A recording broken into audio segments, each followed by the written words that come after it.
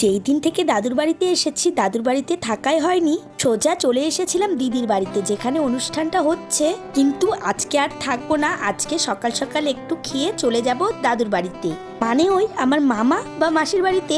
চলো তাহলে এখানে আমরা ব্যাগপত্র সব নিয়ে বেরিয়ে পড়েছি।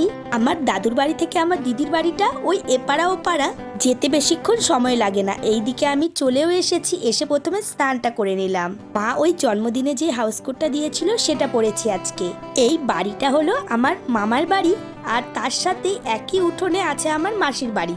এই মাথা মামার বাড়ি আর ওই মাথা মাসির বাড়ি। আর জানো তো ওরা বাড়ির হলুদ খায়, তাই বাড়িতে হলুদ করবে, সেই হলুদগুলো সিদ্ধ করে নিয়েছে, এখন সেগুলো কেটে শুকোতে দেবে।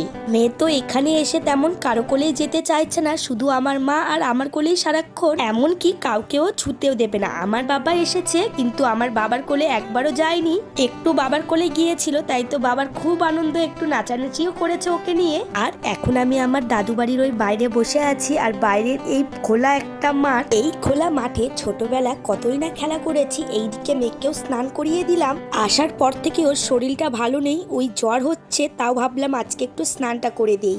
এইদিকে আমার পুচকু সোনা বাবাটাকে একটু কোলে নিয়েছিলাম।